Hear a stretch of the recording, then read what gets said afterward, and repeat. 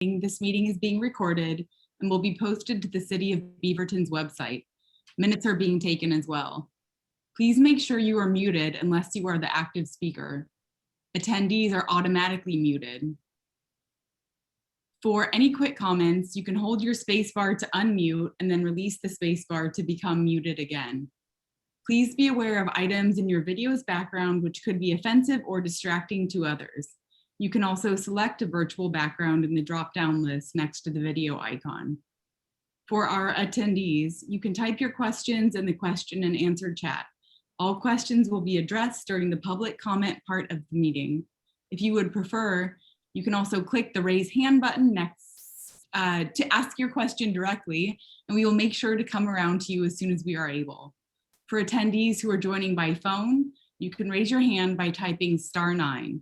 If we have multiple people wanting to speak, the order of who will be speaking when will be posted in the chat box. You are welcome to have open discussions in the chat function at the bottom of your screen, but please be aware that the chat becomes public record. I will be monitoring the chat, so feel free to let me know if you run into any technical difficulties there, and I will try to troubleshoot with you. Thank you, and I am starting the recording now. All right, thanks so much, Maggie, and welcome everybody to our April meeting of the Beaverton Bicycle Advisory Committee. My name is Mike Mulligan, and I'm our chair of our committee. And why don't we just quickly go over the agenda for tonight, and then we'll go around and have a quick introduction of our members who are present. So we're going to do a quick approval of our March minutes, then have time for public comment. We have a update on the bylaws for our committee, and as Gina pointed out, we cannot vote on them until May after the city lawyer has reviewed them, but we can look at them and just make sure everyone is comfortable with the modifications that have been made. Then we're going to have a great presentation, or actually we're first going to come back to the Westside Trail Bridge and the letter that we had worked on. We have some new information on that that'll allow us to kind of modify that letter. Then we'll have our council liaison with Councilor Hasan. We have a great presentation from Dyami with Washington County looking at the first last mile study. Then a quick update from Jean as far as what's going on in the city of Beaverton. Chance for anybody on the committee to share information or make comments. And then hopefully we'll be done by 8:30. So why don't we go around and we can start with Michael Dunleavy, and we'll just go around the horn, let everyone do a quick introduction of yourself, time that you've been on the committee, and area of Beaverton where you live.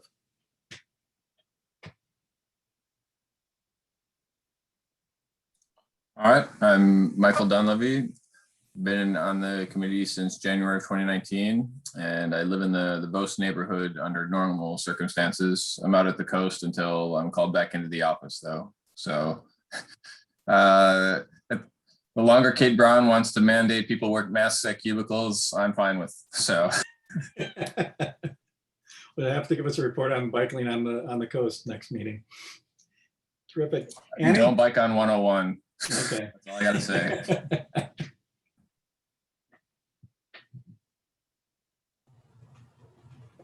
Hi, I'm Annie. I've been on the committee since the beginning of 2021, and I have lived in the Tannisbourne area for 11, 12 years now, and have been car-free for 11 of those years, biking everywhere.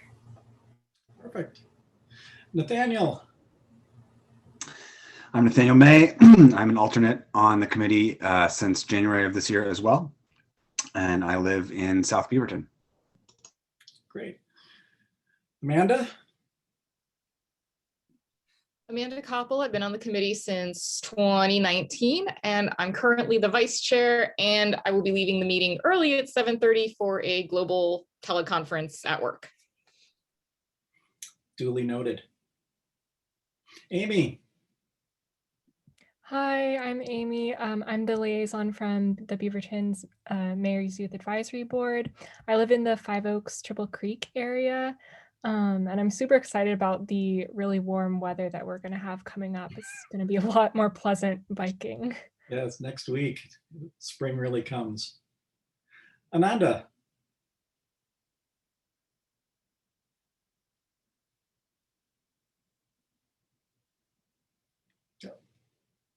Still muted. Okay. Yeah, my name is Ananda Vardhana, and I'm an Intel retiree, and I'm an avid biker, and I've been with the committee from January 2021, and I live in the Stonegate area near Walker Road, Fred Meyer. Okay, terrific. Michael Hashizumi. I'm Michael Hashizume, a recorder on the BAC. I've been on the committee since 2018. I technically live in the Denny Whitford neighborhood, but I'm bumping right up against Central Beaverton, so I tend to associate with that more. Wonderful. And Councilor Hasan. Hey everyone, Councilor Hasan. I'm your City Councilor Liaison, and I live in the Five Oaks Triple Creek area right by Fred Meyer as well, off Walker Road. Perfect. And Jean. Hi, I'm Jean Senechal Biggs. I'm the staff liaison for the Bicycle Advisory Committee. I work in the Community Development Department at the City of Beaverton. I'm the Transportation Planning Manager. Terrific. And I'm Mike Mulligan. I'm the chair of the committee. I live down in the southwest corner, kind of the Murray Shoals area of Beaverton. And I think I've been on the committee for something like 11 or 12 years at this point. Well, welcome everybody, and welcome the public that is here. And just let's move on to doing our March minutes. And Jean, if you want to bring those up, we can let people, if you haven't had a chance to review them, we'll just go through, and please let us know if there are any changes, any corrections that you might have seen. But again, I realized I misspelled Councilor Hasan's name. So right off the top in the guest section, I added an extra S in there. So need to correct that. Yeah. All right, with that. And thank you again, Michael, for doing these. They're always great and concise and really captures what happened at our meetings. You got it right there. You got it right there. Not too bad. Just in the most prominent place, I got it wrong.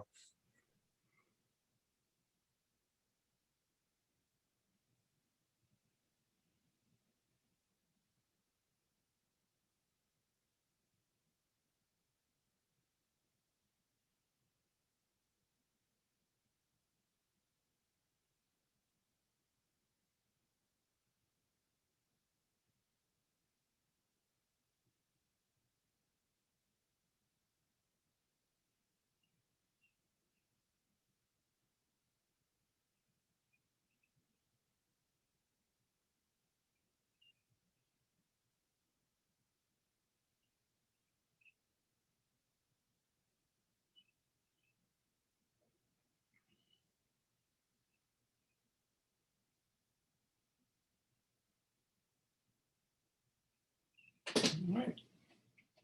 Other than just the spelling issue, anybody have any changes or see anything that we need to address? All right, well, why don't we, let's use our little raised hands things and utilize some of the features of Zoom. And so, Renata, do you want a motion to approve them? Okay, somebody using a little hand, do you want to second that motion?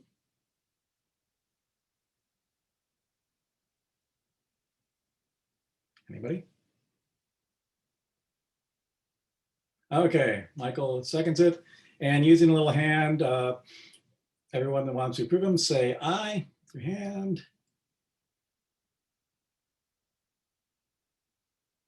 And Michael, you weren't here. And all right. And any abstentions, it would be Michael. I think, am I correct? All right. Then our minutes are approved for March, and we continue on. So I want to open it up for anybody that's listening in on Zoom from the public. If this would be a great time just for any questions, any comments, anything that you'd like to share with the committee. We can open that up through the chat. All right, I'm seeing we have one guest this Morning, guys. evening. And so Zulak, if you want to either put a question in the Q&A or let us know if you'd like to speak, we're happy to bring you in so you can speak. We'll give you a second to let us know.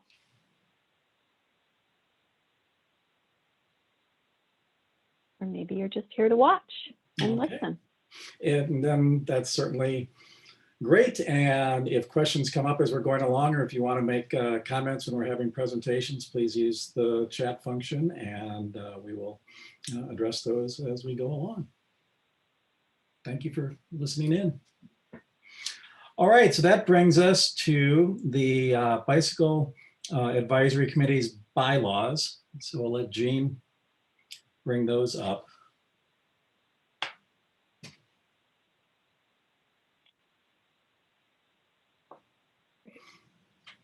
Okay, are you seeing the bylaws, the redlined version? Right. Yeah, great, great, okay. So I'll give a, go ahead, Jean. No, I was gonna say, you kick us off and then I'll fill in. Okay. And I think you'll remember from our meeting last month, we talked about these being revised, and essentially the city is trying to have a consistent format to the advisory or to our bylaws for the committees. There really weren't a lot of changes that were made. It was more kind of the formatting to that template that they are using. A few things that we did modify was as far as the number of members is consistently, it's to be 9 members, and then also having the 2 alternates. And the other main change I think we made, and correct me if I'm wrong, Jean, is the previous bylaws, it stated that we needed to make our election for officers in the January meeting, and everyone agreed that in the January meeting is the first time you're getting to meet each other, that it made sense to make it a little bit broader, that it's annually, so that we have some time for the members of the committee to get to know each other and determine, people decide if they're interested in taking on those leadership roles, and then we can have the vote in a month or 2 after we begin the new year. Am I missing anything that we, I think the only other one was the term they used for secretary. They had a different term, and so we put in secretary for that. Yeah, I think we had secretary in one random place and caught that to change to recorder. Right. I think, yeah, I think we have ex officio members, which Right. I'm assuming that other boards and commissions at the city of Beaverton don't necessarily have those. But Corey McManus is one of our 2 ex officio members. He's the only one. And as you can see, we've got this description here that they're someone who either represents a Washington County active transportation group or a metro area active transportation group. I think Corey must fit in the metro area because he's here representing TriMet. Yeah, I think I think I might have shared this last month, but the staff that is responsible overall for all the boards and commissions reached out to me, you know, as well as some other staff liaisons about any interest in amending bylaws because they do need to get approved by city council. They're sort of the last stop, and we had that issue come up now 2 years in a row with the bylaws that we currently have say that, you know, you elect officers in January. So the language has been changed to annually. So I said, yes, let's go through and take care of that. There's really very little else where we differ. It's really that we have the ex officio members is really the other kind of different thing that we have. So anybody have any questions on this? Anything they see? I sent you all the information, so okay. So as Mike said, it's with our city attorney's office right now. They have them from several other committees that they're reviewing, and it just didn't get back to us in time for this evening. So I had an email just just maybe yesterday, letting me know that. So we should be getting it back in time for you all to vote on next month and at the May meeting. So we already have one action item for May on our All agenda. right. Great. Well, if anything pops into your head before next month, if you have a question about this, just reach out and let me know, and I'll get you an answer. Okay. Perfect. Great. Well, thank you so much. And the next item, you'll remember a couple of months ago, we had a great presentation from THPRD about the trail bridge crossing that we're looking at on 26, and it was in the planning stages. And last month, we discussed it as a committee a little bit more, thinking about being able to provide a letter of support to THPRD with this. And we were also looking at the two different designs and thought, generally the committee thought the curved one might be preferable. So we decided to write a letter of recommendation. Again, Ananda, thanks so much for taking the lead on that, and Amanda as well for working on that. And we want to revisit it because we've learned that they've made recommendations to THPRD with pursuing a straight bridge, but I believe they're also now considering we want to have a level crossing. So I think we want to look at our letter and make modifications to it and how we want to endorse the direction that they're going with this bridge, thinking that we really want to make sure that it's inviting and accessible and something that individuals that are going to utilize it. So any direction or advice that we can provide as a committee of how we think that it would be best utilized or most appealing, I think that would be something we could look at. So Amanda, do you want to? Oh, go ahead, Jean. Yeah, I was just going to make a suggestion, since this Yeah. is something that John had emailed Right. you and I about, and he's not here. Do we want to adjust our agenda a little bit and Yeah, wait that's for him to actually get here at a 7? good idea. Let's do that. I just realized that as soon as you started talking, I was like, oh, John's not here, and he's passionate about this one. Okay. So what else? All right. What should we shift to? Well, is Dyami joined us yet? No, I don't think so. Councilor Hasan, she's turned off her camera. Are you here and available to speak? Can we Yes. shift to you while we wait a few minutes for Yes. John to hopefully log in? Great. Yes. I was like, I started a paper to make sure. You're my second liaison. So yesterday when I was in HRAC, they were like, and Councilor Hasan. I was like, yes. So you're getting the prepared version of it, not the, So it was actually in the minutes from last time, just letting everybody know that we are getting closer to identifying city manager candidates. The position closes, I believe, tomorrow or pretty soon. And we're going to start reviewing resumes. In our new form of government, the city manager is the administrative head of the city, and they're a big part of who's going to be making decisions as we continue to move in this form of government. So, and we've been hearing from the community. There was some surveys to kind of hear what people wanted to see, and we've been taking that into account. So, feeling really confident and excited, and I personally focusing quite a bit of energy in that. There's also just been, this is more related to HRAC, which is the Human Rights Advisory Commission. As you all may know, there was some recommendations made around policing by that group. And so we are continuing to have conversations about school resource officers. That's a pretty hot topic right now because schools opened back up this week, interestingly enough. And so there's just this conversation of what does the school resource officer program look like, and how do we make sure that we're supporting our schools and also the safety of our students as well. A pretty big topic right now is federal funding. So with the American Relief Act, I believe is the name of the money. There's some money coming. It's something else. Jade, did you make recovery? No, I don't remember what it's called, but you're about right. For how much I have to talk about about it, you think I would know. basically, there's been a lot of federal lobbying and advocacy happening around federal funding to help cities, states, counties kind of balance their budget, because we are obviously trying to recover from COVID. And so we're seeing hopefully a big chunk of change. The mayor has been doing an amazing job really advocating to making sure that we're getting the funding that we need. And so, you might hear here and there, what are we doing with the federal funding? We're not going to know how much. And then obviously we have to help balance the budget before we can make any major decisions about additional projects.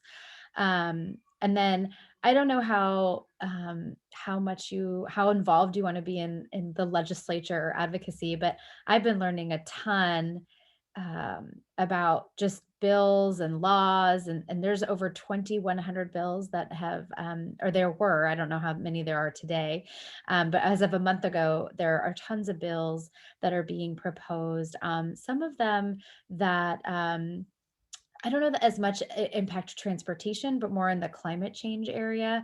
And so, I don't have any information to share officially, but if you were like, I'd really like to know more about climate change or some of our priorities, I could try sharing some of that information with you. But I've learned a ton about like testifying and how you can look up bills and put in testimony. And so happy to talk offline or at another time with you about that, because I think that's been a really insightful experience for me. I think that's the bulk of the stuff. I do want to share that last Sunday, we decided to get on our bikes and bike from Five Oaks Triple Creek to the food carts to City Hall. It was such a cool adventure. I will say that halfway coming back, I didn't know what I was thinking, but my son slept so well that night. And just on that bike ride, I was thinking of you all, and we decided to come back a different way. And I don't know trails really well. I have like a beach cruiser type bike. It's not like a fancy, it's got like a bike seat for the baby, but I just remember thinking like, oh, I hope my friends are out biking, because it was just such a beautiful, beautiful day to be out and biking. So I hope you all got some air and continue to in the next couple of weeks. That's all. Definitely. I'm glad the family had fun out on the bikes and become a regular thing as we move into the summer. Any questions for Councilor Hasan? Annie? Yes, Councilor, I was on a Zoom call earlier about SB 395, the bike bill. So I was interested in learning more about that. I kind of was half listening on the Zoom because I had other stuff going on, but it sounded pretty important and I guess very relevant to this group.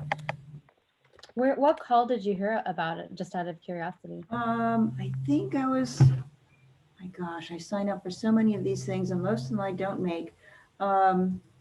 Is it Street Trust, Annie? I think it was hosted by the Street Trust. Yeah. Right, I think they were doing that this evening.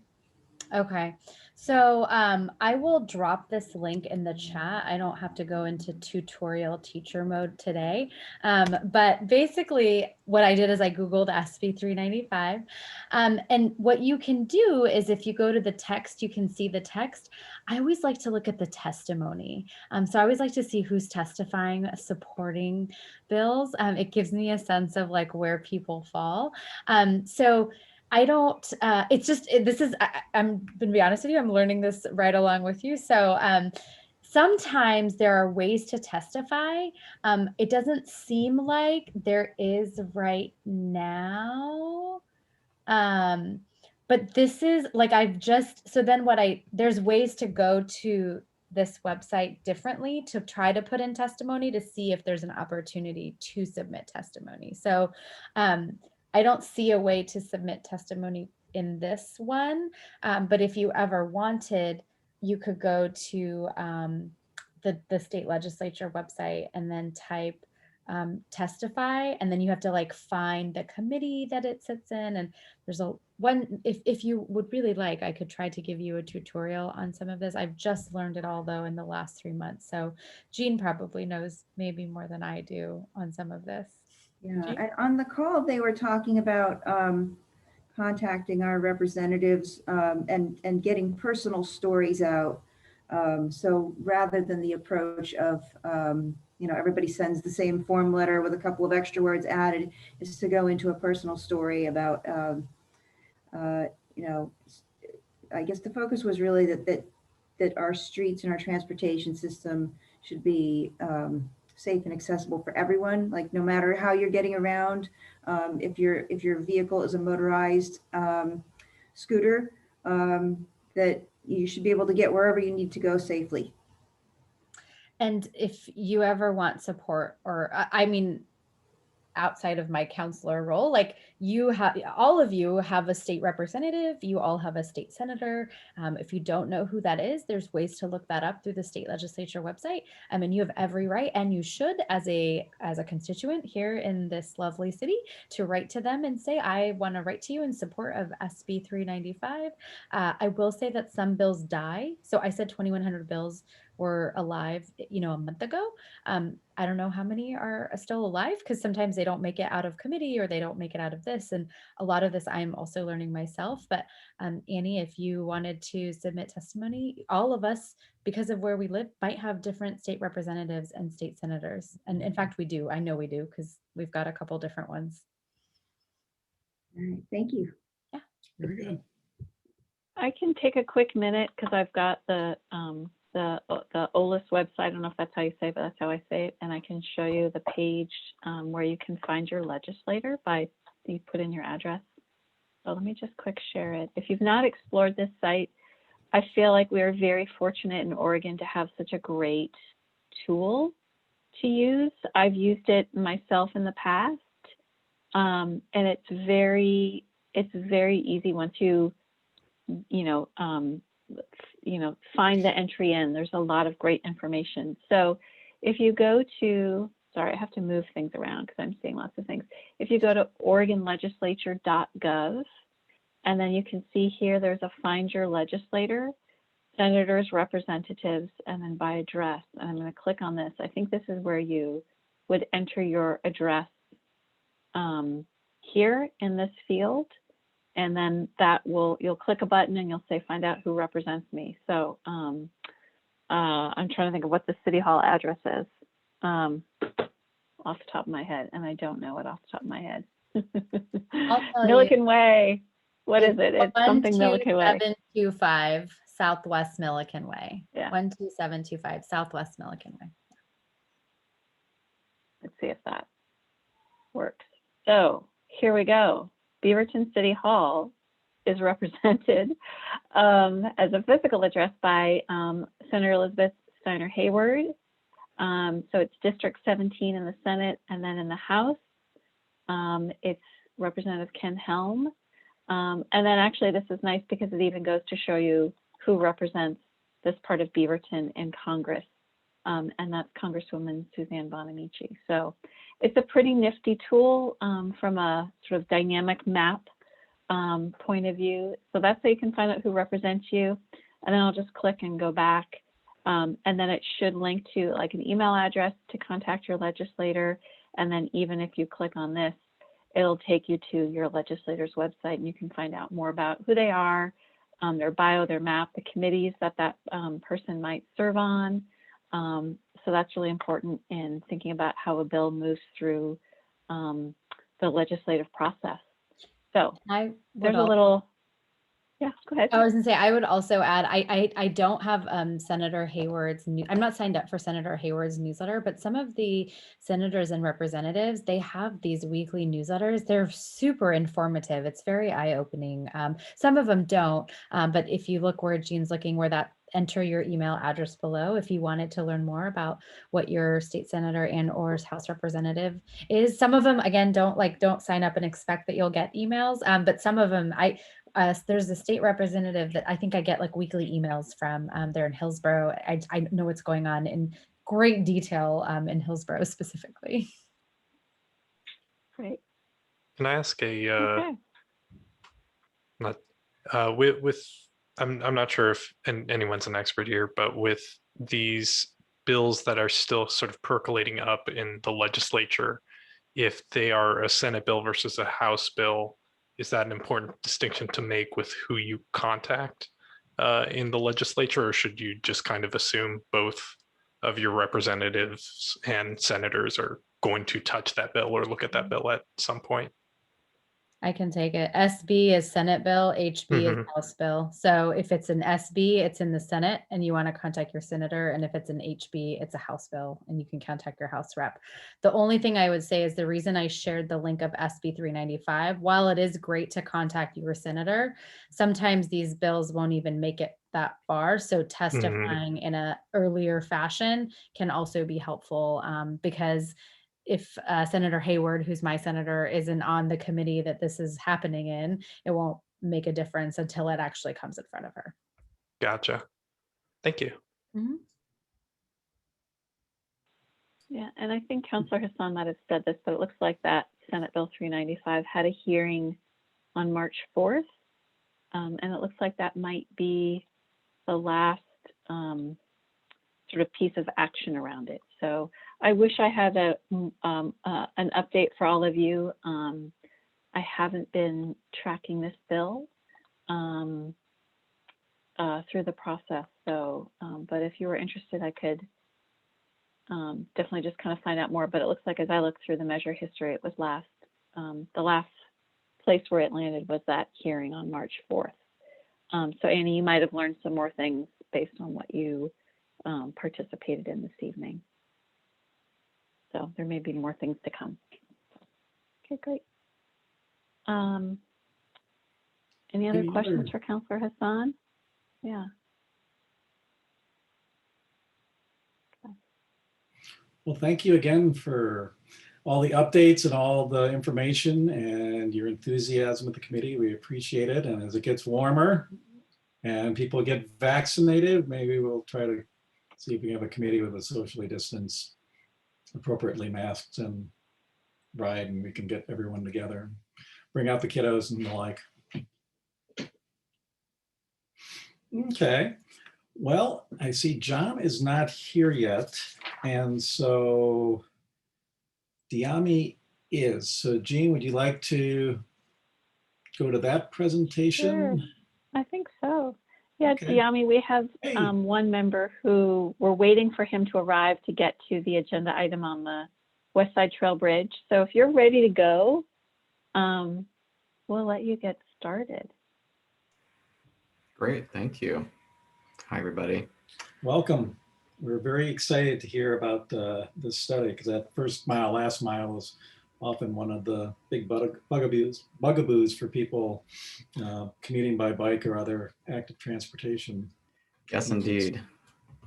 Yeah, well, thanks for having me and making time on your agenda. I do have a couple of slides I can walk through, if that works here.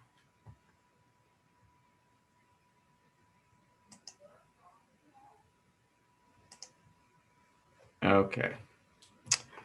So again, for everybody, for the record, I'm Dyami Valentine. I'm a senior transportation planner with Washington County. So I'm going to share a little bit about a project that we just wrapped up called First Last Mile Transit Access Strategies. This project was born out of that challenge that you noted, primarily getting people to and from transit. And as this was born out of an effort a couple years ago. I don't know if folks tracked it, but the county led a what we call the Transportation Futures Study, which looked at 40 to 50 years out, thinking about what are going to be our transportation needs in the long term. And out of that effort, we really identified an opportunity or kind of an untapped demand for transit service. And so we, one of those kind of strategies that we wanted to explore further was this first last mile challenge and improving access to transit. So understanding that the county has a variety of contexts, city of Beaverton looks a little different than the city of Cornelius or unincorporated Bethany. So we all have kind of unique land use and transportation contexts. We wanted to look at this across the county and really identify strategies that are flexible and responsive to the context. And then also thinking about these new mobility options that are kind of being introduced in the region. And certainly there are plenty of other examples that we could learn from nationally and internationally on this kind of new mobility, kind of shared mobility realm. We wanted to think about that as well and explore what that looks like for Washington County. So we did do some public engagement. We convened a technical advisory committee. We also included a number of stakeholders in that work group. We had a number of briefings with various groups and organizations. We held 2 workshops, one that was kind of a more community focused and another that was employer focused, and also had a nice online open house where we collected over 300 survey responses. And areas that kind of rose to the top in terms of strategies for us to think about and focus on are this kind of transportation demand management realm, a focus on more operations and infrastructure, and then this emerging mobility field. And first last mile really kind of is in the middle of these, this Venn diagram here. I'll walk through these a little bit in more detail. The infrastructure projects, it's fairly straightforward. I think what we identified and what we heard loud and clear was we need basic infrastructure before we can start exploring any other type of new mobility options, especially for like shared mobility, bike share, scooter share. You know, we need to make sure that there's just this basic, it's almost like the way I like to think about it is Maslow's hierarchy of transportation needs. We need that foundational piece in order to kind of move up in, you know, what are other travel options. So we did a deep dive in identifying some of these needs, looking around 10 transit locations, major transit stops in different contexts throughout the county to identify these various needs. We built a kind of a robust GIS model to inventory those, catalog those, model those, so we kind of know what the benefits are in terms of improving access for households and jobs, for example. So we now have this kind of a nice set of projects that came out of this effort and a tool that we can kind of build upon as we work to kind of check off some of these needs.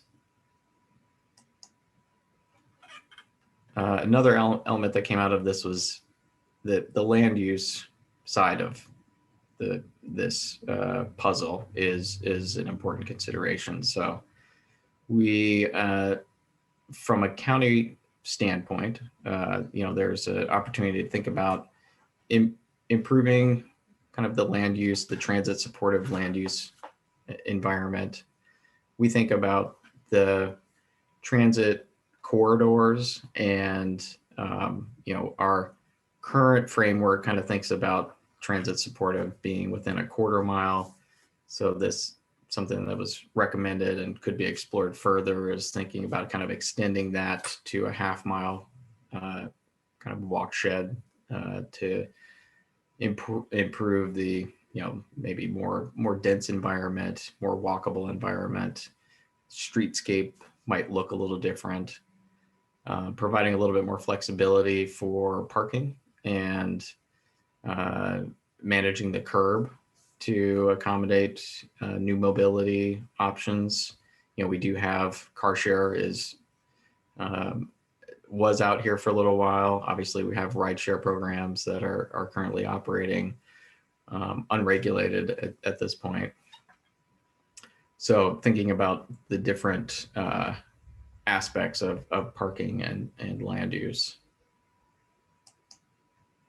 And then the shared mobility realm is certainly one that I know Gene and other folks around the region have been thinking about in a little bit more detail and kind of what the implications are of those. And, what we identified were some considerations that may be appropriate at the city level, may be appropriate at the county level or even a regional level. But, for the county where we do operate right of way, addressing the use of the right of way potentially, certainly thinking about safety, maybe there's privacy standards, the parking issue, as well as equity was something that was kind of a guiding principle around this. And so making sure that people have equal access to these different mobility services. And then another aspect that, maybe, and I think the city of Tigard is currently pursuing this in partnership with the city of Portland and Gresham in terms of how they're regulating like Uber and Lyft, for example, is ensuring fair labor practices. So in terms of next steps, that we've developed a report. I think Jane shared that in the agenda, a link to that. Encourage folks to take a look at that. But it's going to help us inform how we think about funding priorities. The county maintains a funding program, several funding programs that this can help inform, and certainly thinking about strategic opportunities as well at regional or state funding.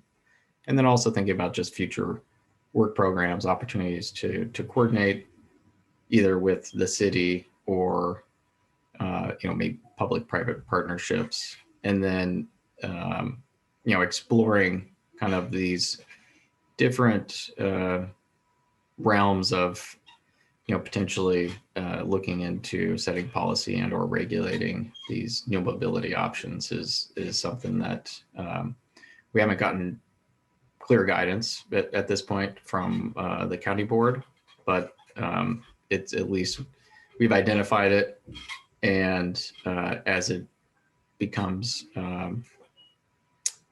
weather directed, we may pursue those at a county level or certainly in conversation with our city partners. So that is the super high level brief overview of this project, and I'm happy to answer any questions. Wonderful, Dyami. Thanks so much for that overview and idea of the direction that it's heading. Then why don't we open it up to the committee? If you want to use your little raise hands, and we can just go around and ask questions. And certainly anybody that's out and watching in the public, if you have questions to ask, please put them in the chat, or Jeannie said we were able to let individuals in the meeting, so we can do that as well. Ananda. Hi, it was a good presentation. So I'm a member of the Northwest Blind Athletes, and the first mile and the last mile is always a challenge for us to pick the blind athletes from a designated point and again dropping them back. So, but we are operating from Vancouver, but we have sites in Portland also. So would it be worth it that they become a part of your committee or give you their input, or so that they influence the decisions you take for blind athletes or blind people, basically? We did not engage that kind of at a higher level, regional, interstate level. Okay. But I think that's certainly a valid point that we have to think about a broad travel shed because there is, I think over 50% of our commuters come from outside the county. So it is certainly important to think about that. Okay, thank you. Good. I know van pools was one thing that was raised as a potential near-term opportunity, and there is, in particular, with that type of kind of Vancouver to Hillsborough travel. I know that's been raised as a viable model potentially. Michael? Yeah, thank you for the presentation. My question was, you mentioned in the land use section, transit supportive land use, and could you elaborate on what that is? Is that a particular type of zoning? Like what does that sort of encompass? Well, I know at the county we have in certain corridors, usually associated with like frequent bus service routes, transit-oriented development zoning that has, certain design features, certain density levels that are intended to be considered more transit supportive. So it's mainly kind of a density, residential density and or mixed use environment that's enabled by that code. And that would, so that recommendation would encourage exploring and revisiting our plan documents to expand that kind of transit-oriented development beyond just that quarter mile.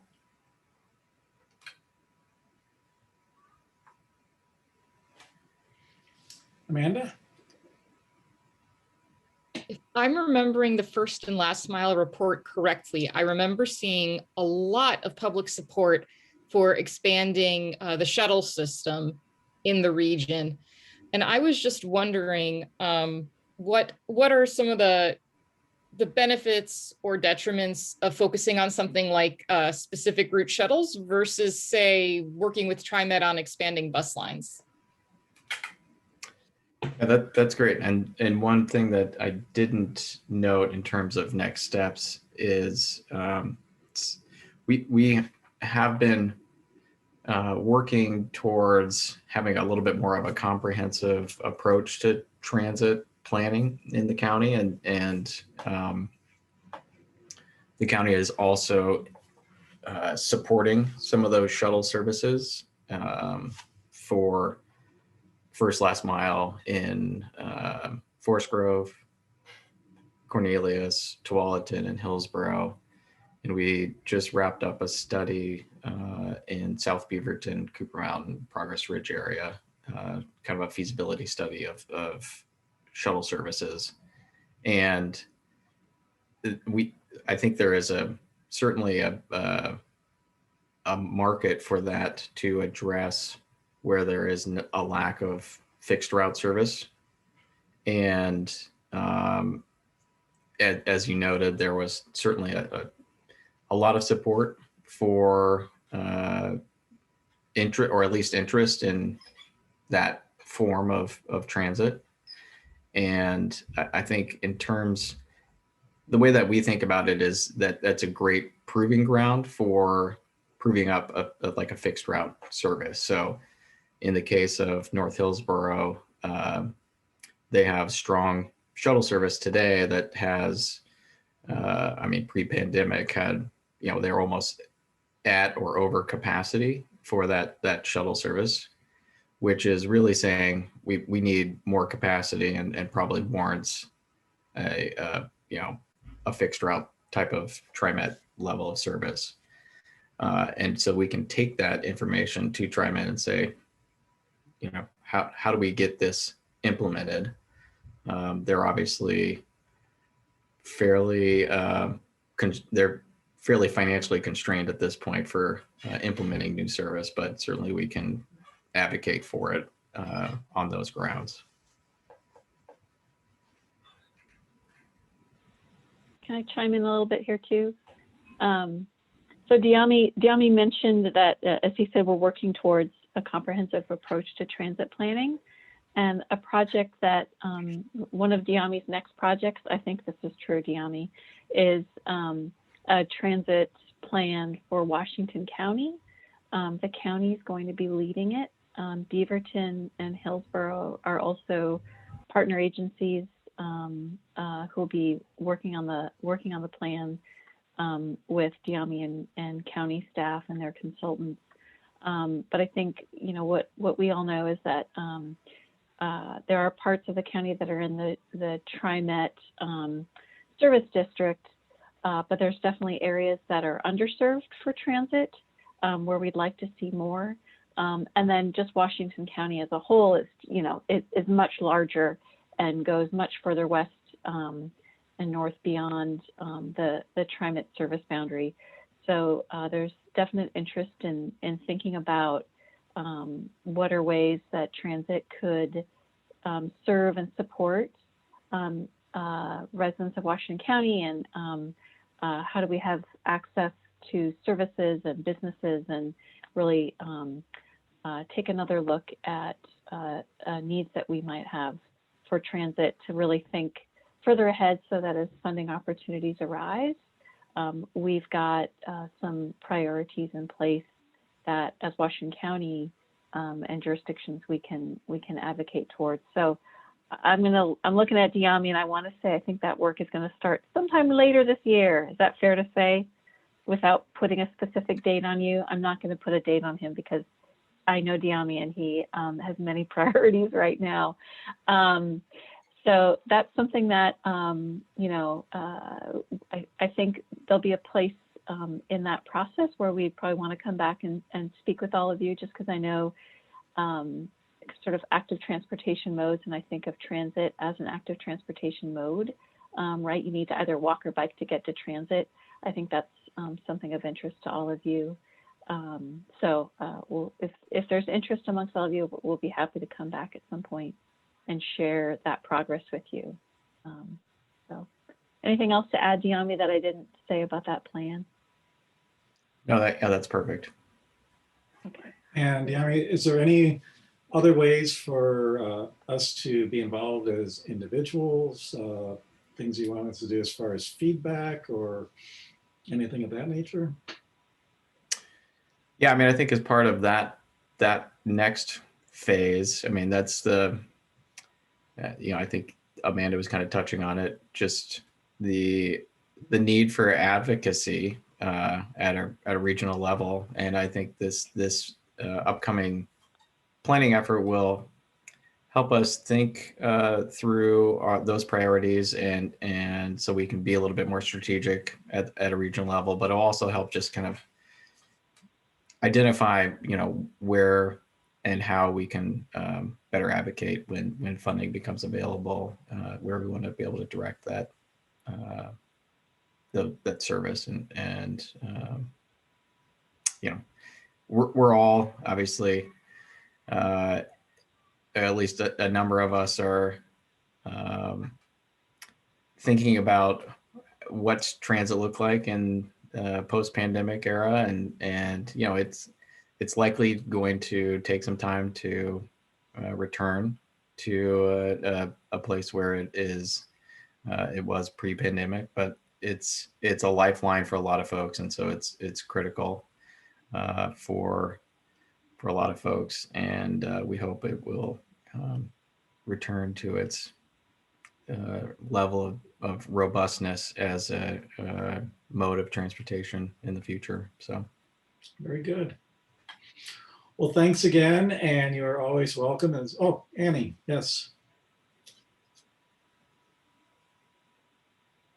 Yeah, just one quick question or suggestion is, have bike taxis been considered as a last mile solution?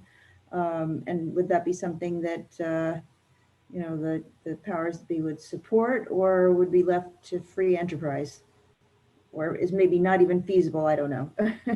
But, you know, just trying to keep things along the lines of active transportation, that would be one new item. Yeah, I think one thing that this is highlighted is the need to be thinking about how we design our streets and accommodating these kind of new modes that are available. You know, certainly with electrification of bikes and scooters, there's a speed differential that's important to consider, and so we may need wider facilities.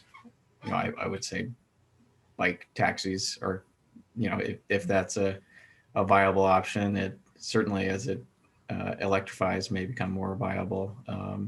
You know, it is something that may warrant consideration. Thank you. Terrific. Well, again, thank you again. And feel free to remain in the meeting if you want to hear the last of it, or you can get out and enjoy the daylight that's still there. All right, thanks. All right, take care. All right, so Amanda had to leave us for the global world, her meeting, but John is now here. And so let's come back around to that Westside Trail Bridge and amending our letter, given the new information that we have from THPRD and the progress that that project has been making since we last discussed it.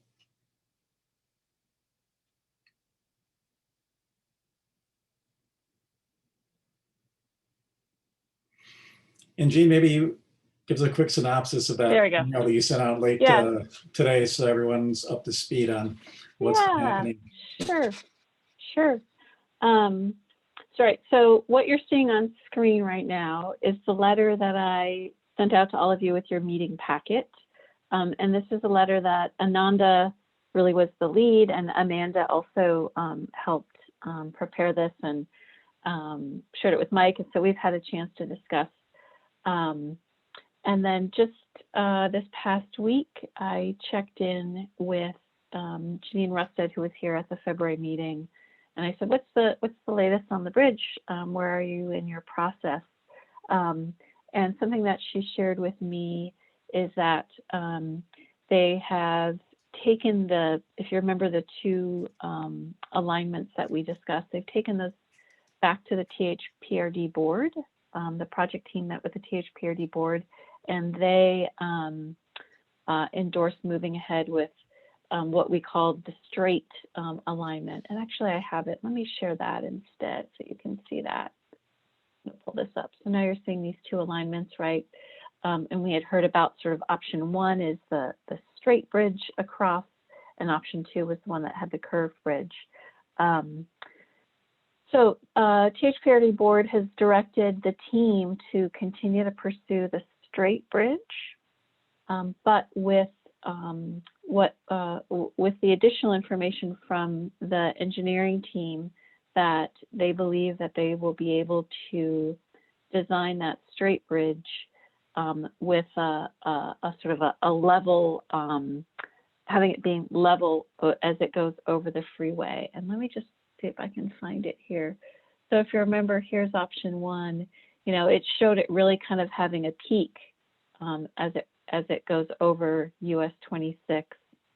And option two, really, it had a grade going up. It had a nice level crossing over the freeway before it came back down. As I've talked with Ananda and Amanda and Mike, I think what we heard from all of you, there was definitely an interest in that level crossing, just for the ease of people, ease of users, whether they're walking or biking, or kids on bikes, or parents pushing strollers, and that's really what caught all of you in terms of as a preference that you spoke about last time. So the letter was drafted in a way to say, you know, option two because of this level crossing. So I think for where the process is at this point in time, it's really not a matter of option one or two, but I think that the letter could speak to sort of an endorsement of the decision around the way it passes over 26. So I see a few people nodding heads. I'm going to shift back to the letter. And what I've talked about with Mike is I'm happy to type and draft changes to it live on screen to get it to a place. But we also need to even just kind of hear from all of you, your thoughts overall about the letter. Anything really at this point, so we can get it to a point where you're all comfortable with it, so we can send it back to Janine. So, is that a good overview, Mike? Should I let you Yeah, take it from here? I think so. And I think that's what kind of drew us towards the curved crossing, was making that more accessible by lowering the percent of the grade that people were having to encounter. And I know, John, you had brought up with Jean, myself, and Amanda some concerns as far as the letter itself and what we were endorsing. So by all means, please chime in. With the new information that we know, it's kind of gone towards that direction, certainly of the straight one. So why don't I cede to you first, any information you want to, or comments you want to make, and then we can continue around the group.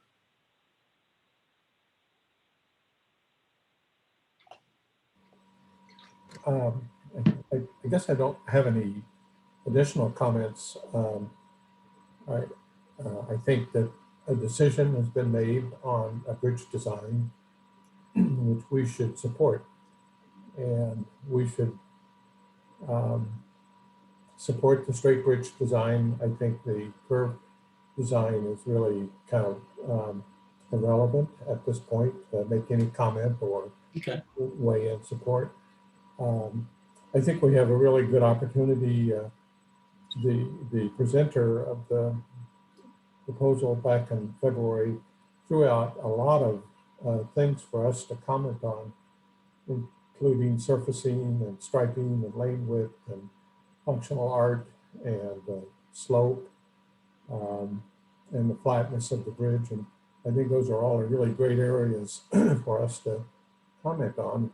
And I apologize, I'm coming late to the meeting, so maybe you have already worked this all out. Nope, we held it for you.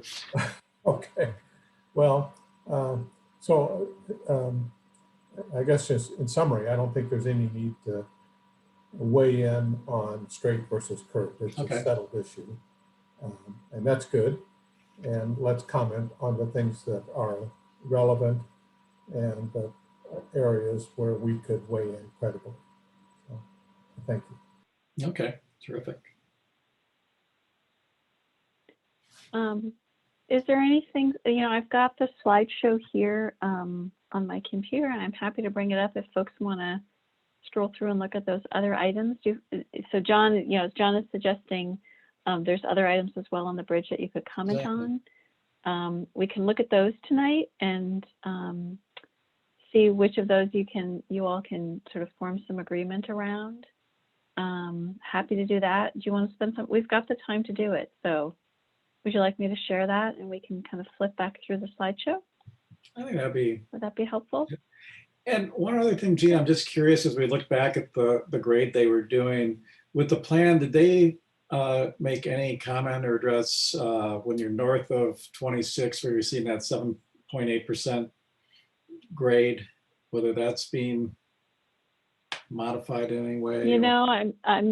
I'm realizing I did not ask Janine about that detail specifically. Yeah, that's the only one I'm just kind of curious about. Right. So you're talking about this right here. This right. Whereas 4.8% grade. Right. And I'm just looking to see kind of how that relates. Oops, wrong way. Yeah, somehow it's sort of threading the needle between the power lines. Okay. Just a little bit differently. It's not clear to me why one is different over the other. I would say that's something to still comment on for the designers to take into consideration, right? The point being that this, it looks like they're making a cut. They're going further back to make that cut. And as opposed to sort of the green line is the grade, is the existing grade. So, oops, sorry. that, I think, if that's something you still want to comment on about that less steep grade, I think what I'm going to correct myself. They may be working towards this grade now that you say that, but we can still capture it in the letter as support, making that happen. The flatter the better. Greater the utilization. flatter the better. Does everyone agree on that? The flatter the better. Okay, great. Okay. Here are some of those design considerations. So wayfinding, I know that there's trail signage that THPRD uses. There were some comments, I think, that you guys might have discussed about traffic safety. If there was anything that you wanted to highlight in particular here, this would be a good place to do that. Let me just scroll through these and then we can bounce back, right? So there was this traffic safety piece. Trail safety, this is their standard detail for trail width and shoulders and clearance. She has a slide here about personal safety around lighting and noise, vegetation, accessibility. We know it has to meet ADA.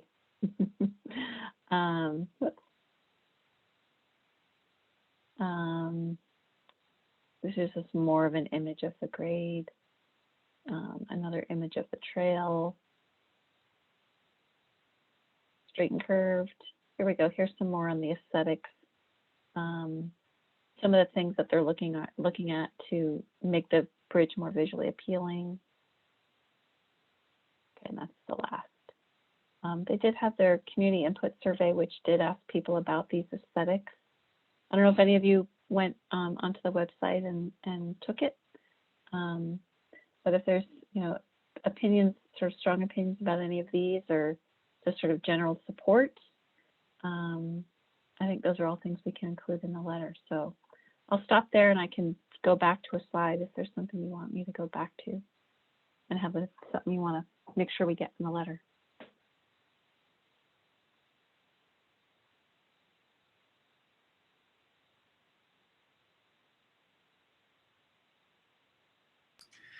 My error. You say, John, do you want to, is John trying to? Yeah. Oh, okay. I was gonna say, since John was bringing this up, why don't we start with this slide and then we can go back to any others. I know this is one of the areas where I have the greatest interest.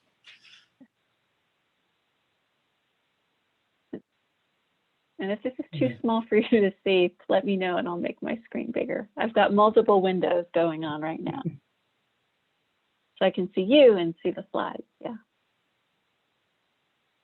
So just raise a hand if you want to weigh in at all as far as sort of the design or the ambiance of the straight bridge.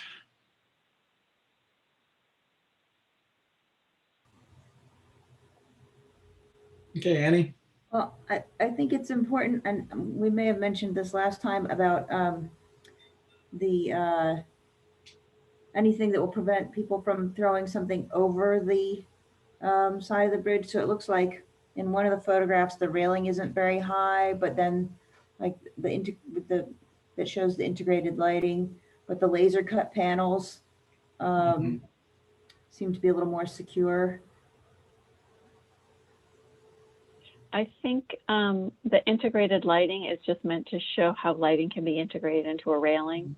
But I think we heard for sure that there's some sort of panels, laser cut, art created. So having some sort of, I think the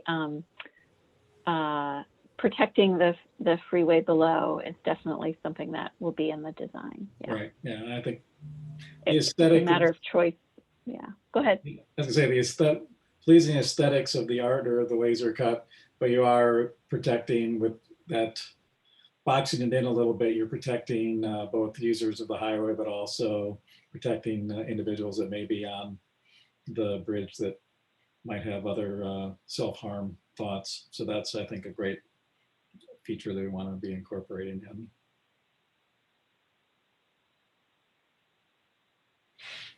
So I think that's something we try to work into the letter.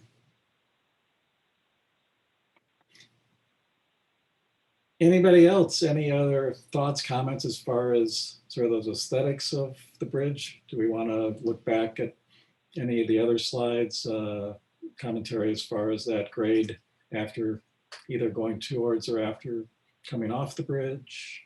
So let us know what things you'd like us to incorporate into the revision. I'm just going to scroll back to the other things.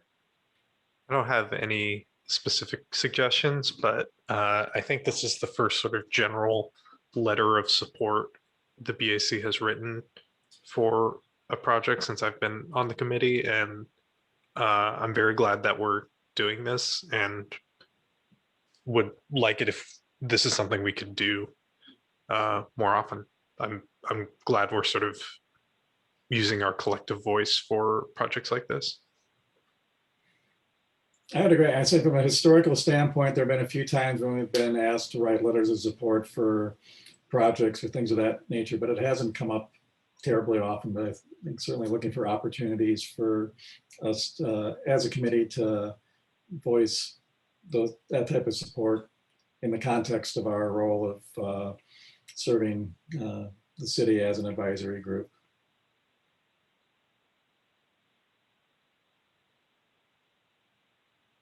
Should I switch back to the letter and we can do a little live Sure, yeah, let's editing? play around with that. So I think we've kind Okay. of, it's how the bridge looks and that grade, I think I'm seeing as the two things people are weighing in on. So. Okay.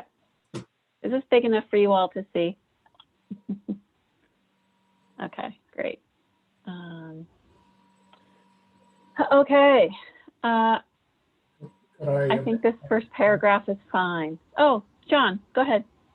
I love the functional art. I think it's just a matter of striking a good balance between, you know, you don't want to create like an opaque tunnel experience crossing the bridge.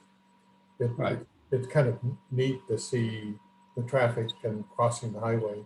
So, but I love the idea of the colors and the art. One of the illustrations there didn't have handrails, and I personally like handrails. When I cross bridges, I'm sure you know others have had the same experience. Sometimes you like to stop and look, and it's nice to have a handrail, you know, one that you can wrap your hand around and hang on to. Yeah. And then just another comment. I've ridden across the Telecom Crossing Bridge in downtown Portland many times, and it's a kind of got a long, steep approach, but once you get over the middle, it's really easy to build up excessive speed. And they put in speed bumps. And if there is a concern, you know, that one illustration had a 7.8% slope, which is pretty steep. I personally, you know, I think we need to keep the speed down to minimize potential problems with pedestrians and other bicyclists. So, you know, if they wanted to put in a speed bump like they've done on the Telecom crossing, that might be something. They didn't bring it up, but it might be something that we could offer. So I really like, you know, the idea of a flat top on the bridge. And I also really like the long slope approach. If we could, you know, to reduce that down to the 5 or 6% range, you know, all the better. It keeps the speeds down and it's easier to climb. Good input. A couple of phrases are popping into my head. Maybe like visually engaging or aesthetically pleasing or something that it's not just a bridge, it's something that really catches people's eyes and engages them as they're having the experience of using it, I think is. It doesn't just have to be functional. Amy. Oh yeah, so I don't know what other people's opinions are on the integrated lighting, but I think that might be nice to come out in support of, just because in the wintertime, it gets so dark so early, that having that lighting system maybe underneath the handrails or something like that would be nice. Safety from a number of different directions with having that lighting. And Jean, have they mentioned as far as like lighting approach and to it and like along the trail? Hold on, I'm finishing this thought. Okay. Finish that thought bubble. I'm trying to take what Amy said and turn it into like a letter in a sentence. So I'm just typing as you talk, and we'll get back to kind of refining this. So Mike, again, ask me your question again. Sorry. I know we've talked about like the integrated lighting that's on the bridge, but as far as overall lighting on the trail or the approaches on either side to the bridge, I'm trying to recall if there's any mention of what they're doing. There is something. There was a slide on personal safety, and it says the trail be designed to feel safe and convenient. Designed to promote visibility for trail users. Design considers lighting, so that doesn't, it says considers, but we can speak more to it. And then it talks about noise, trash pickup, vegetation. So it sounds like they're considering lighting. Okay. If you guys want to say something about that, we can, include that. Yeah. So do you want to say more on that? Beyond the integrated lighting? Yeah. On the bridge itself? Nathaniel? And then Ananda? Yeah, I strongly feel that lighting is a necessity, especially something that's going over a freeway. And at night, you've got trucks and cars, a lot of lights coming in from the side. And if you don't have good lighting going down the bridge, and I know we all know that not every cyclist is circumspect about ensuring that they have lighting on their bikes, and with pedestrians crossing and potentially unlighted bikes and then traffic going underneath creating side lighting, I think that there's a risk for danger if there's not lighting integrated into the bridge as a important component.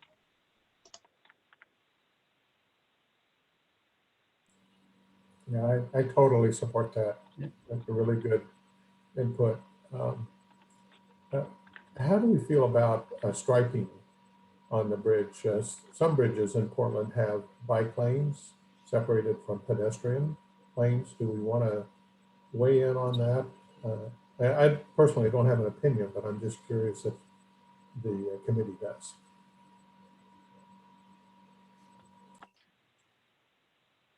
Can I chime in something on that?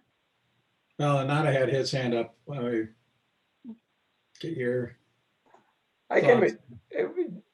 I can wait. Didn't go ahead. Okay. Oh, I was just on the striping itself. I don't think they've come up with a design yet. Having designed some facilities or built facilities in the Portland area, I think there's been a transition that I've seen from striping down the middle to more providing markings on the pavement to help guide where pedestrians should be and bicyclists should be, to share that space.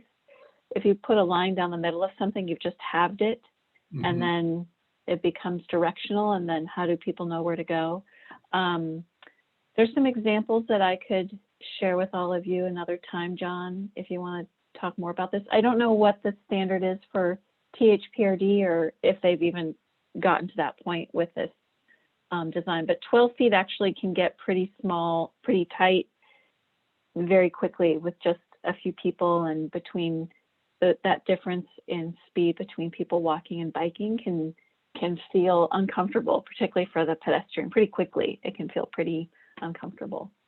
So I'm not sure if talking about striping, if this is a time to talk about striping. I think that's a much later on thing. Okay. That would be my advice. So you're nodding your head, I think, John. So you're okay with that, yeah. Okay, great.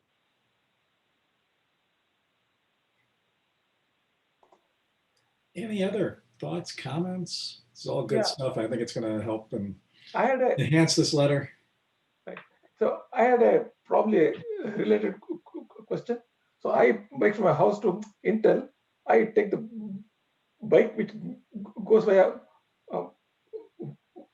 Work Middle School, that is on 158. So early in the morning when the kids are going to school, and also when they're coming back, I see some unsavory characters there. So should we be concerned about that at this point? They're not homeless, but you know what I mean. So, and since this bridge will be leading to Sunset High School, the chances of those people coming there is higher. Is it a concern that we should be worried about? People, they should not be there when kids are going, especially adults, fine, we will ignore them, but they're there to sell something else. So should we be worried about that? Are we concerned about that?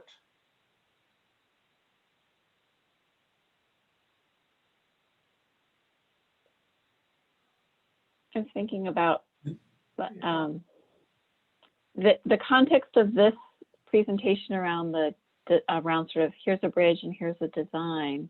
Right. But you raise a good point around sort of the uses around it. I mean, this will be a new connection. High school kids will be going to, that's what more people, the more people that use it, right? You know, I think we've all been on facilities where you realize the more people that use the facility, the sort of the safer it feels. Yes. And I think that's where some of these things we've already talked about tonight, the look and feel, the how opaque or not it is, how visible you feel on the bridge is going to be really important to sort of personal safety and comfort. So that might be that there's sort of a way to I don't necessarily want to, I don't have a good answer for you on issues around homeless people, houseless people camping, and kind of that in this context. But I think there is a question around sort of personal safety and the design of the bridge and how that can make it feel safe or not. Yeah. Actually, they're not homeless people. I don't want to tell that. They're people to influence kids to do something else. Those kind of people. And I know by the look and the way they go when they say an adult, they try to hide and then again come out. It happens only in the morning time and the afternoon time when the kids are coming back. And I've seen that many times. So I'm meaning those kind of people, homeless, not homeless. Got it. Yes. Okay, I misunderstood you. Sorry, I thought I heard you say that. Okay. Yeah. Yeah, I think it's sort of, maybe it's really a statement around kind of overall sort of good design, people feeling visible, safe, comfortable, you know, open, and yet there is an element of the bridge where you know, you've got to cross and it's closed in. So something about striking a balance there. Is that kind of a way to get at it? Yeah, I don't know. Or is it more around sort of policing and security? Exactly, police and security. Okay. Yes, police and security. Yeah, two different things. Design versus, yeah.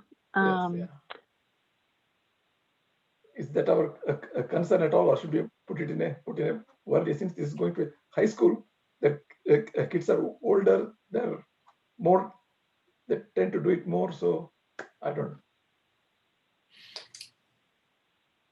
I want to ask if someone has a suggestion on how to capture that thought. I'm going to just capture it, or it's sort of the safety and security of the bridge, personal safety. Maybe something along the design elements that minimize, it maximizes openness and minimizes areas for lack of a better word, hiding or something. Thank you. Okay. Something along those lines. We can find a more sophisticated word than hiding. Yeah. Hide. That's not that bad. Okay. Thank you. That's I think that does that work for you, Anand? Does that help get at what you were trying to explain? Sure. Yes. Yeah. Basically, I want to have the kids safe to high school. Yeah, yeah. Okay. I think so. If you can put the word high school kids there, then people might get the actual meaning. If you can put somewhere, put the high school kids, because it is even directed to a Sunset High School. Yeah. So Would loitering Should be we ask our more high accurate word? Yeah, loitering, that's the word we're looking for. loitering, perfect.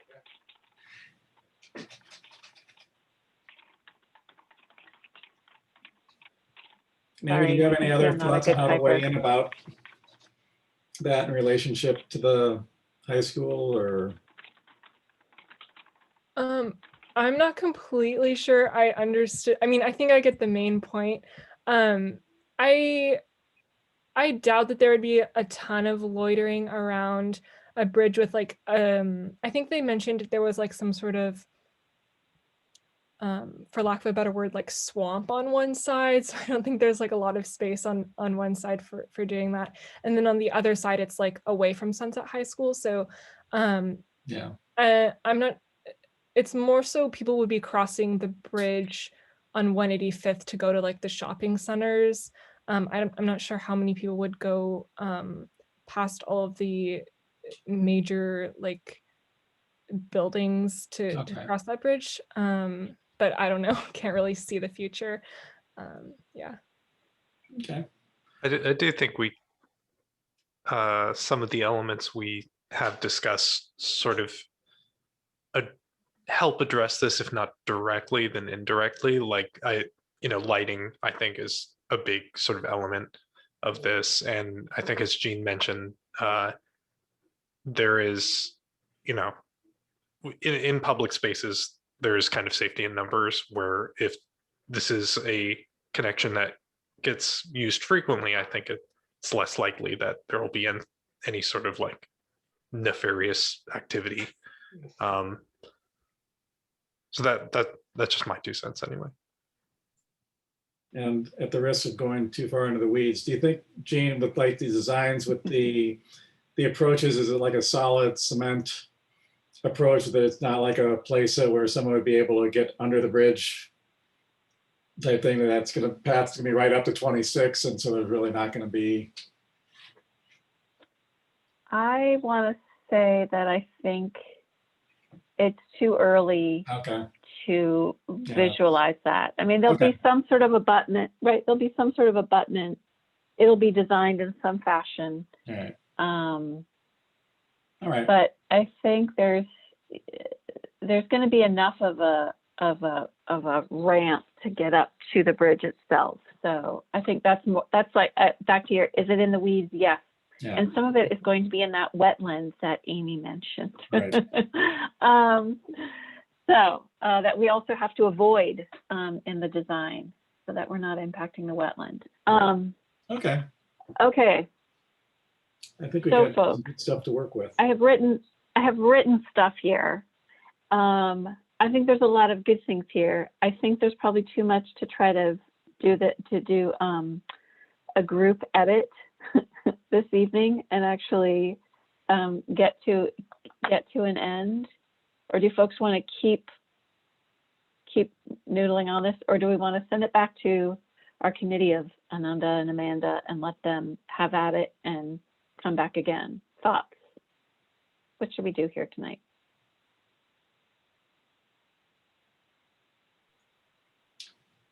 I think kicking it back. Amanda's not here to speak for herself. True. But Ananda, if you're willing to kind of take this information and work with Amanda, and I'm happy to get involved too, and just kind of take these ideas and polish them a little bit and bring it back. Sure, we can do that. We can do that. Do you think, Jean, as far as a timeline and getting this out, since the decisions the main decisions are already made about the design, if we were to wait a month, I think there's still time. I can check in with Janine if there's any reason for it to get to her sooner, and let you all know if that's the case. And you all have the ability. I'll have to check. I'll have to look at our bylaws and see what they say about voting over email. I don't know if they do or not. But Okay. yeah, I'd like to think that there's still ample time. Really, the work that they're doing right now is really is kind of to scope what the bridge might be. It's not, they're not at a place where they're actually deciding, you know, and designing all the details. This is really to help get a sense of what's the type of bridge, how big, where, and to get a sense of cost so that they can go and search for funding to build it. So keep in mind, we don't yet have all the funding to build this bridge. So it's still a ways out, right? And I think it'll be one that, I think it's going to be such a really remarkable bridge for Beaverton and Washington County to have this connection. And I think you're going to hear about this project for a few more times before it actually gets built. So I think THPRD will be back to talk with all of you. Okay. So Well, that's, okay, sounds I'll save this Yes. and we will, I'll send it back to Ananda and Amanda and Mike and let you all have a turn at it. Okay, great. So thank you, everybody, Okay. for your input. Okay, where is my share? There we go. Stop share.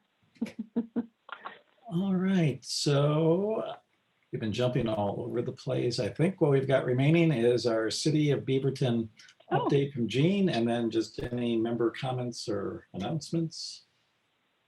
Great. Okay. Give me just a sec. Okay. So I have a few city updates, and then also another update and sort of question for all of you to share with you. But April city updates for our neighborhood association committees and boards and commissions. I sent this to all of you via email, but I'll just do the highlights just tonight for the folks who are listening. So one, what's happening on 5th Street?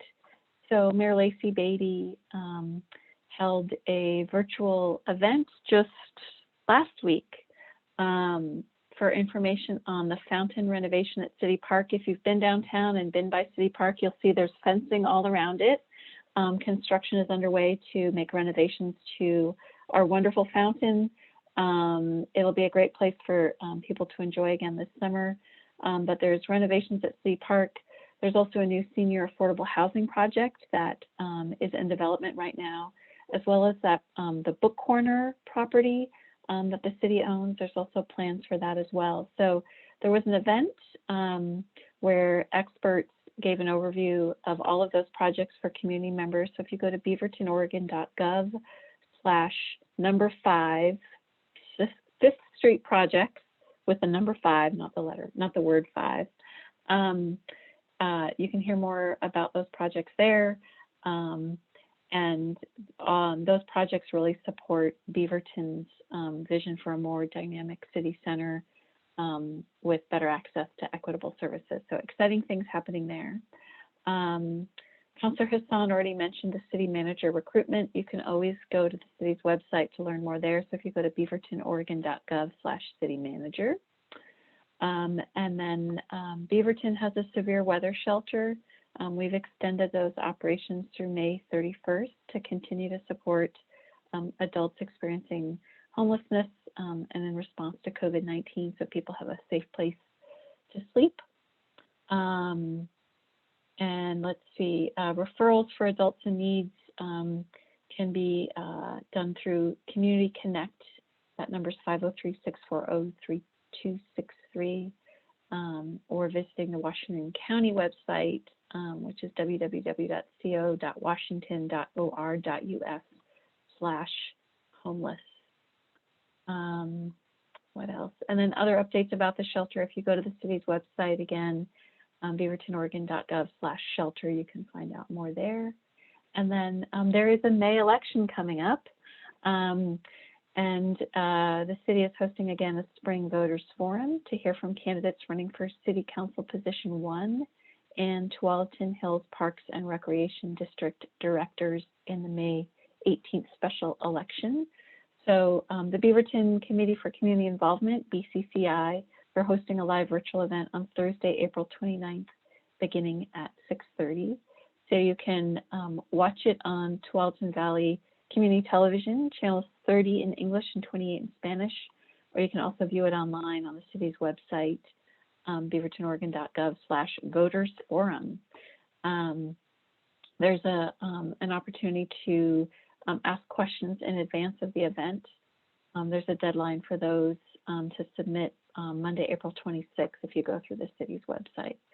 So those are city updates. And then one other update I had for all of you, I emailed all of you today. You might not have seen it. It was late this afternoon. The Oregon Active Transportation Summit is happening later this month. And let me just pull that up on screen. Bear with me. Trying to find my email. So it's an online event, April 27th through 30th. I've been in the past. I think Michael Hashizume, you've been in the past. I don't know if others of you have been there. It's hosted by the Street Trust.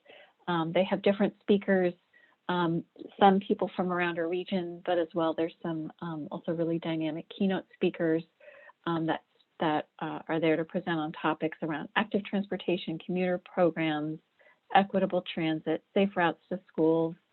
There's, I think, a topic on understanding how women travel. I'll just pull up the website here on my screen real quick. But we do have funding in our budget for a couple of members. Oh, it's not going to work. For a couple of members here of the BAC to attend, and we're happy to support your attendance. So look for an email from me in your inbox, and just email me back and let me know if you're interested. And I'll work with you to help get you registered. So we've got a couple spots still. Happy to have you join. Yeah, let me share that here. It's a great event. There'll be other activists like yourselves who participate. Here's their website. So there's a schedule, more about the speakers, and yeah, partial days. It's not full days. So even if there's a little bit of your work day you can carve out, please feel free to consider that enough for your participation. Okay. Great. That's all I have. I was just going to look because I wondered if our guest had his hand up at one point. Nope, he's gone. Okay. Any questions for me? We've got a little bit of time.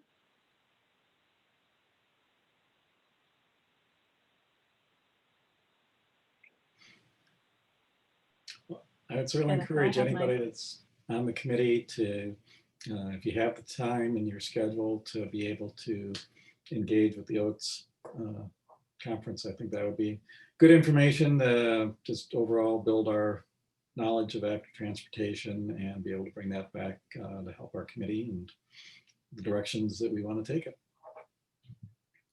I was going to add one thing. I know that we've got the special elections coming up, and it sounds like the city of Beaverton is making sure we talk with the Parks and Recs candidates and the city of Beaverton candidates. There is also a Beaverton School District special election coming up, so highly recommend just doing a little bit of research if you live within Beaverton schools. There's quite a few number of candidates just to get a sense of who's out there and who's running. Good. Well, that brings us to member comments and announcements. So if there's anything anybody in the committee wants to comment on related to our meeting tonight, or anything else that's going on that from a cycling standpoint you want to share, or if there are ideas, things that you'd like to see at upcoming committee meetings.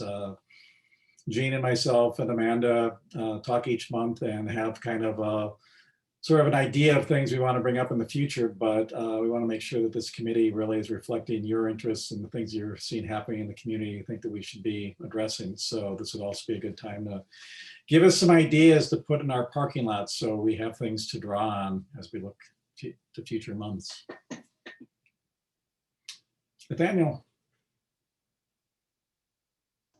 So my entire life is ideas. And so I'm just a spigot of ideas constantly. And often it's just like, you need to stop saying ideas like that. So I will stop as soon as I'm told not to. But does the BAC ever, or have we or they ever engaged in something like, when John mentioned the Tillicum Crossing, immediately, like, Tillicum Crossing is a great bridge. It's a cool, fun bridge, and they make it fun to go across by ticking up a little number. And you're like, oh, I'm the 34th cyclist across this bridge today.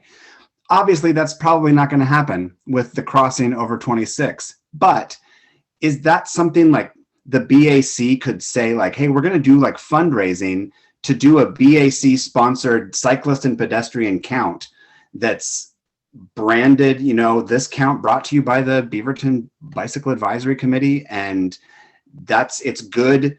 Obviously a very tiny amount of data for us. There's not a huge ROI on it other than just the satisfaction of bringing joy into the lives of everyone that crosses the bridge.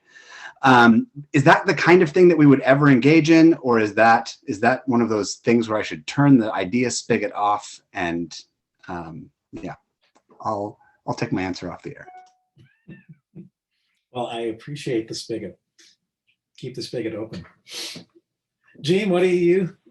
I'm thinking if there's, I know they do trail counts with THPRD, but is there places? Yeah, so yeah, Nathaniel, I wouldn't say it's I wouldn't assume that a bridge counter on a new US 26 bridge, or a new whatever, Westside Trail over US 26, it's a long name, needs a short name.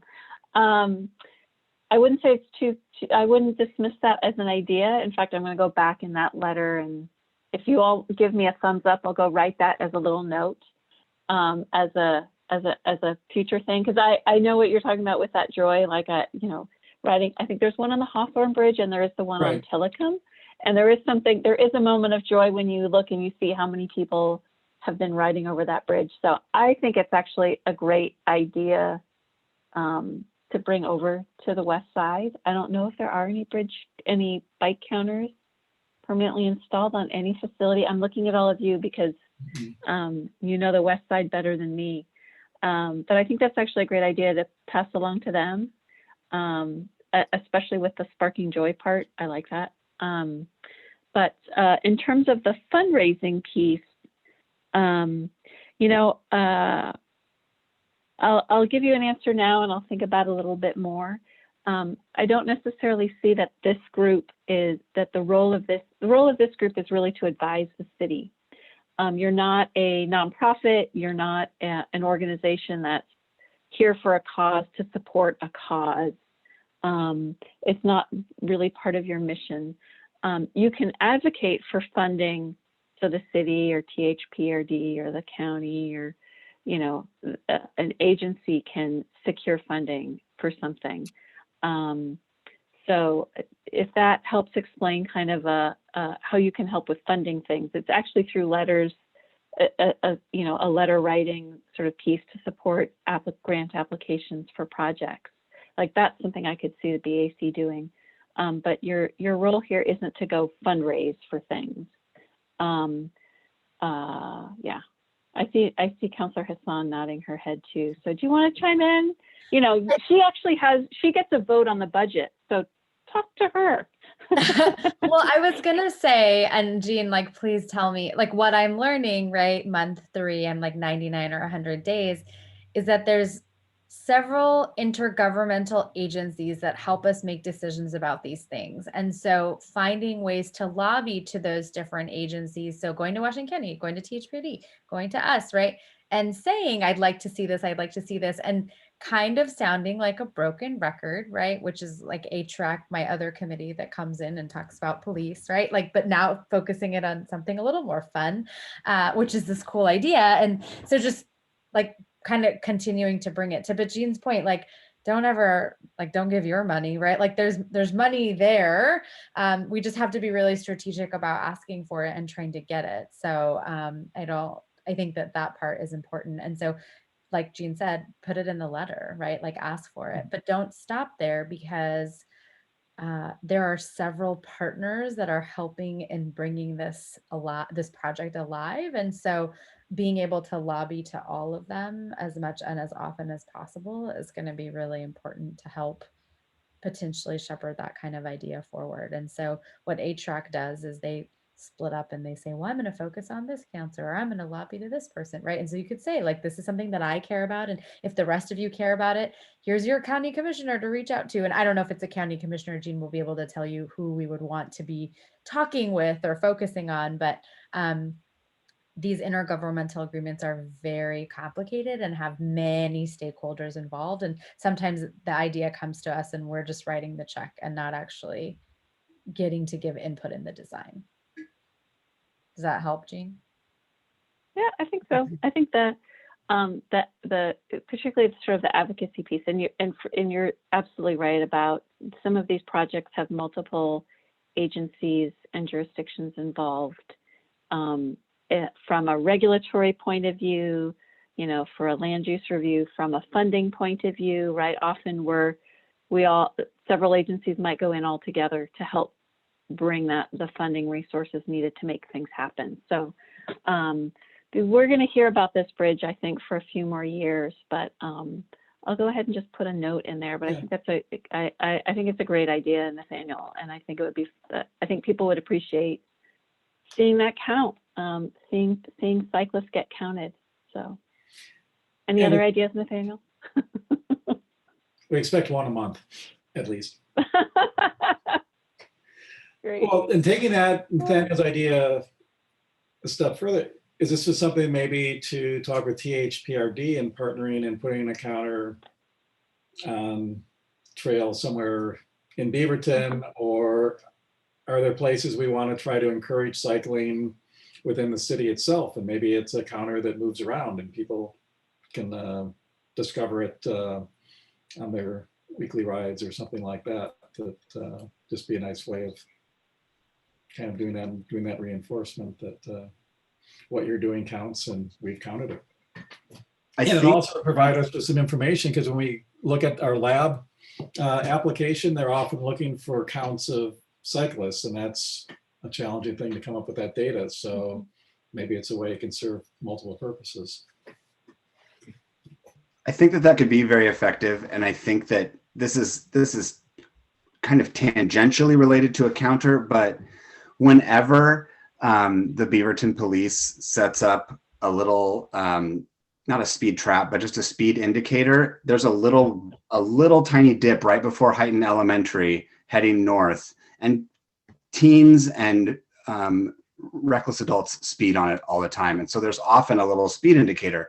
Whenever that speed indicator goes up, all of the kids in the neighborhood get at the top of that hill, and there's a man in his house that comes out and he like writes down all of their speeds for them, so they know how fast they got, and they see who can ride down that hill on their bikes.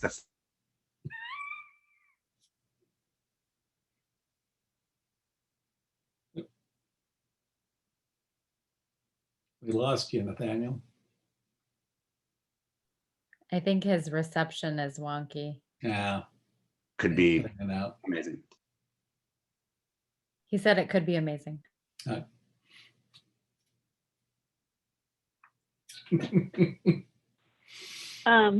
I should look at the time. Okay, yeah, we got about 7 minutes. Yeah.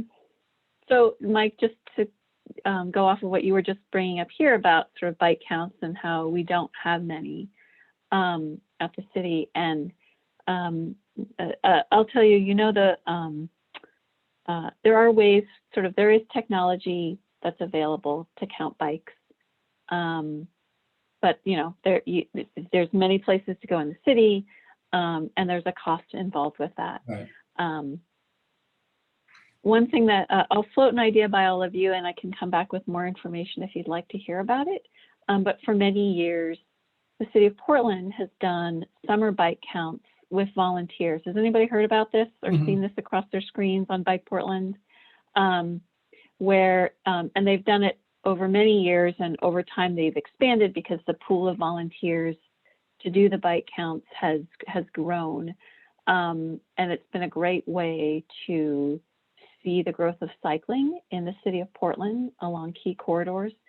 Basically it's there's a couple of mornings and evenings, so it's really focused on the daytime sort of your Monday through Friday commute hours, and people are given sheets to sort of document their counts on, and they're trained on how to do it.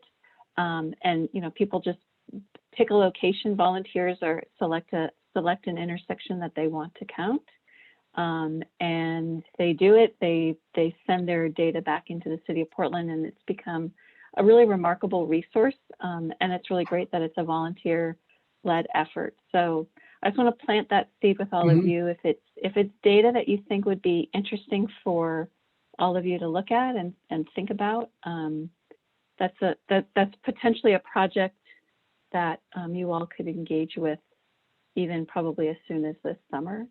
I think it'd be interesting to see how sort of biking comes back this summer with COVID. Maybe it didn't really go that far off this last year. Maybe there were more recreation cyclists than commuting cyclists. But I just want to sort of plant that seed, and I can come back with more information about that at another time.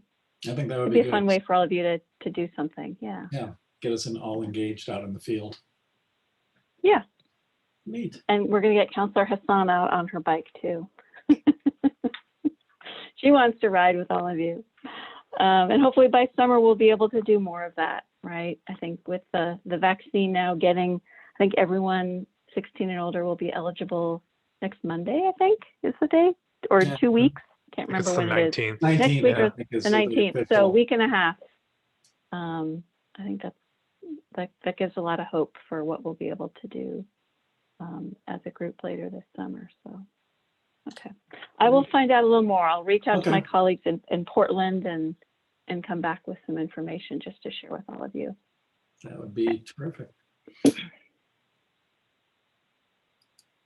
And anybody else have anything they wanted to comment on or add to the good of the order? Otherwise, we will adjourn. Okay, well, and I see that Councilor Hasan's written a note to all of us. Ramadan starts next week. Do we say happy Ramadan? What do we say? Yeah, you can say happy Ramadan or Ramadan Mubarak, but I will be hungry the next time I see you, which reminds me I didn't eat dinner, so I need to go do that. I'm in the same boat currently, so I will be.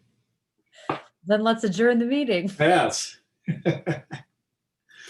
All right. Well, thank you everybody again for coming and sharing all of your good ideas. I really appreciate it. Again, between meetings, if things are coming up, things you want us to address, that come to you later on, shoot Jean, myself, Amanda notes, and we will work on incorporating that in, because again, we want this meeting to really, this group to really reflect your interests, and getting your input's important. And I'll be waiting for the next idea next month, Nathanael. Thanks again, everyone. Be safe out there, and we'll see you in May.